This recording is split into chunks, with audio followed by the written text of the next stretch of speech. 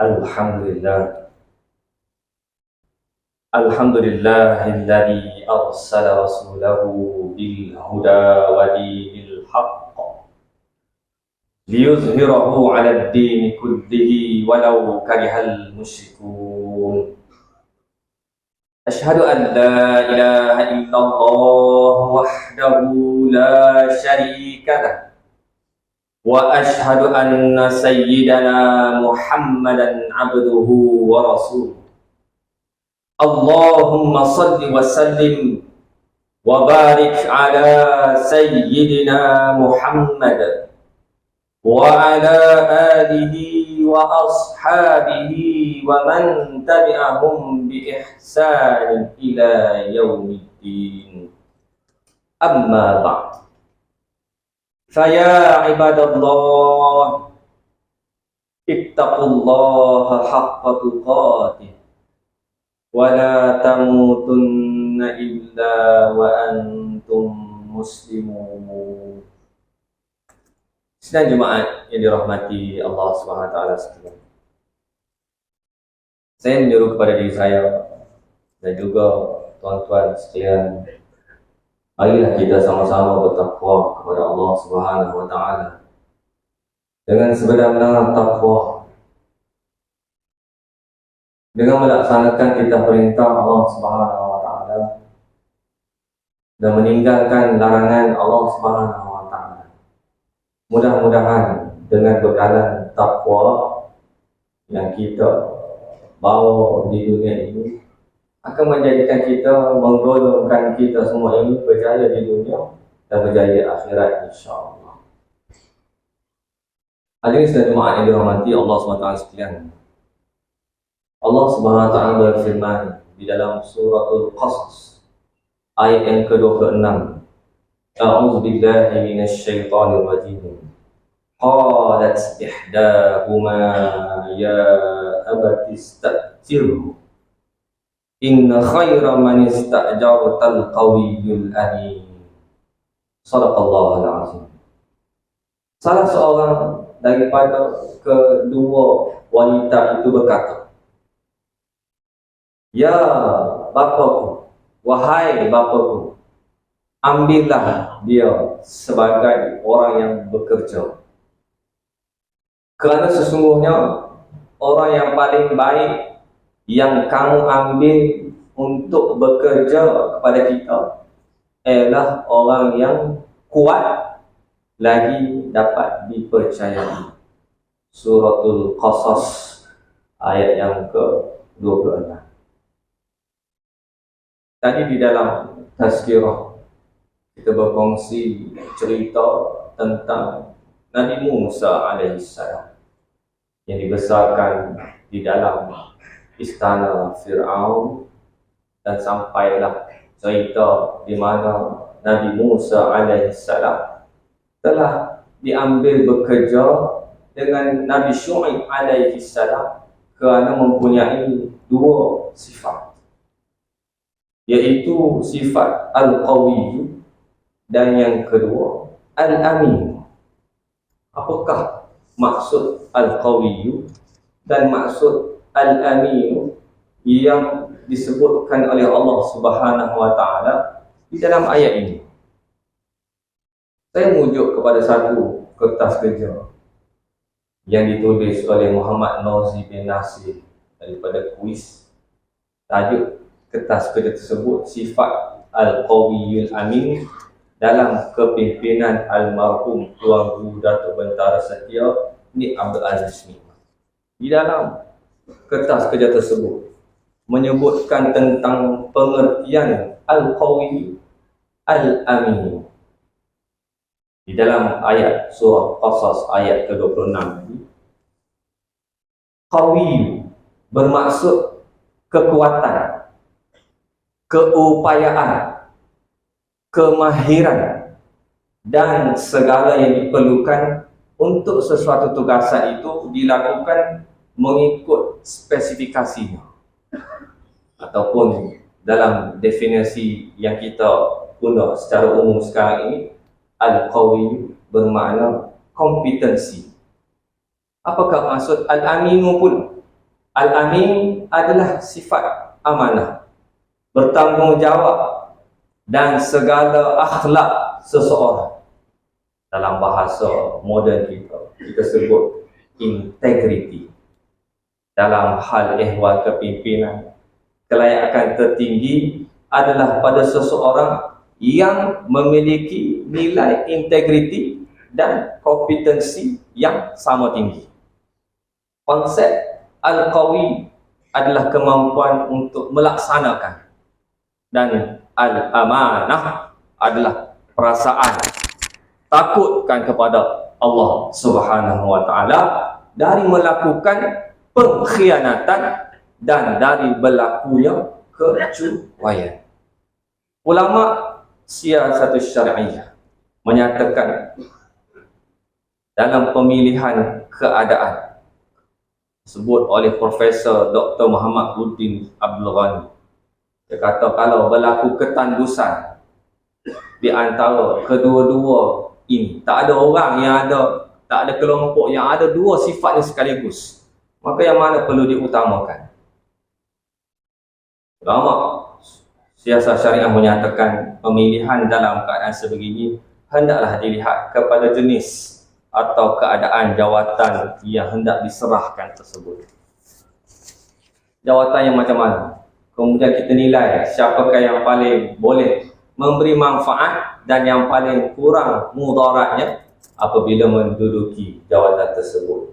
Sebagai contoh, dalam peperangan, maka hendaklah didahulukan orang yang memiliki kekuatan, yang memiliki keberanian, walaupun kurang soleh ataupun tidak baik sedikit peribadinya. Dalam keadaan mengendalikan kewangan pula contohnya, maka hendaklah didahulukan orang yang amanah walaupun ada kelemahan dalam pengurusan. Di dalam cerita yang kita kongsikan dalam tazkirah tadi, dalam suratul Qasas ayat ke-26, Allah Ta'ala kata, inna khayra man istajartal qawiyul amin. Para ulama ulumul Quran menegaskan kaedah yang terkenal supaya Al-Quran itu menjadi hidayah sepanjang zaman dalam semua urusan. Al-ibratu bi umumil lafzu la bi khususis sabab. Maksudnya pengajaran itu diambil daripada lafaz yang umum, bukannya sebab yang khusus sahaja. Kalau cerita tentang Nabi Musa diambil sebagai pekerja, tetapi ulama ulumul Quran mengambil ekstrak intipati daripada ayat tersebut dalam pengurusan kepimpinan, pengurusan organisasi, supaya cerita tersebut menjadi manfaat kepada kita dalam apa sahaja keadaan secara umum. Dalam kepimpinan ditafsirkan dalam firman Allah Subhanahu wa taala mengisahkan kaum Bani Israel. Allah Ta'ala sebut, a'udzubillahi minasyaitonir rajim. Wa qala lahum nabiyyuhum innallaha qad ba'atsa lakum qalu tamalika qalu anna yakunu lahul mulku alaina wa nahnu ahaqqu bil mulki minhu wa lam yu'ta sa'atan minal mal qala inna allaha astafahu 'alaykum wa zadahu bastatan fil 'ilmi wal jism wallahu yu'ti mulkahu man yasha wallahu wasi'un 'alim. Sadaqallahu azim. Nabi mereka mengatakan kepada mereka, sesungguhnya Allah telah mengangkat Talut menjadi rajamu. Mereka menjawab, bagaimana Talut memerintah kami? Padahal kami lebih berhak mengendalikan pemerintahan daripadanya. Sedang dia pun tidak diberi kekayaan yang banyak. Nabi mereka berkata, sesungguhnya Allah telah memilihnya menjadi rajamu dan menganugerahi ilmu yang luas, tubuh yang perkasa, Allah memberikan pemerintahan kepada siapa yang dikehendakinya. Dan Allah Maha luas pemberiannya, lagi Maha mengetahui. Suratul Baqarah ayat 247.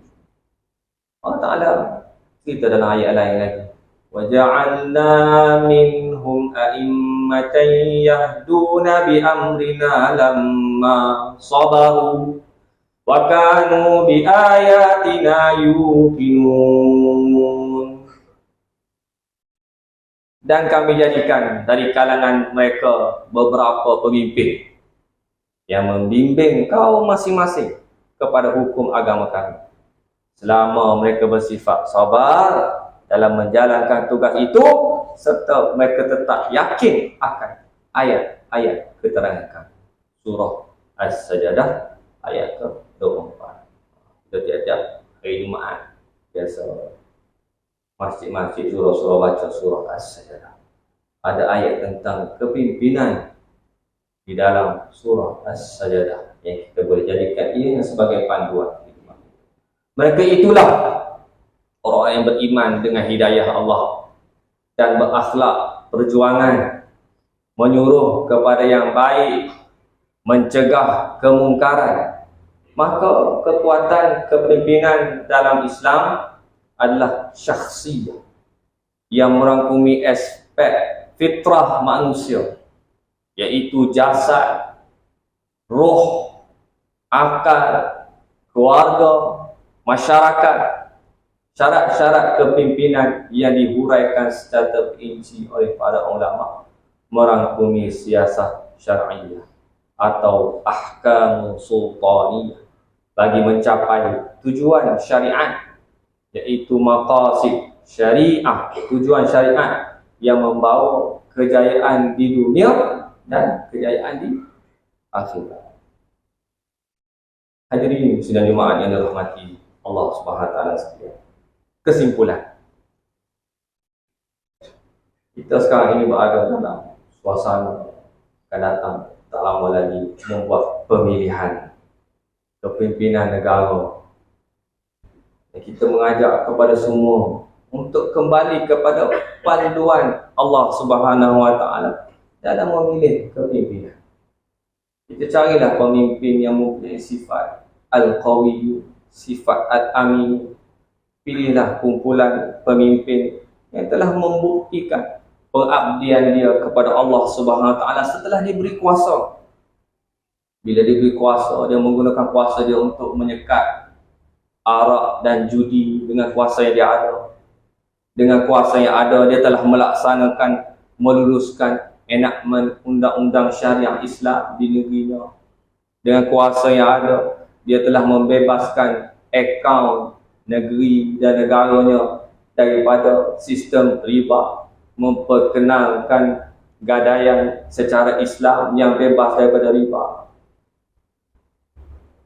Pemimpin-pemimpin yang telah membuktikan bebas daripada rasuah dan penyelewengan. Setiap apa yang kita buat akan dipertanggungjawabkan oleh Allah Subhanahu wa taala, walaupun hanya sekadar angka. Dan insya-Allah mudah-mudahan apa yang kita buat itu akan beroleh manfaat kepada kita bila kita mati nanti. Bila Allah Ta'ala tanya, apakah sumbangan kamu kepada Islam? Inilah yang kita boleh persembahkan kepada Allah Subhanahu wa ta'ala. Barakallahu li wa lakum fil Qur'an al-Azim.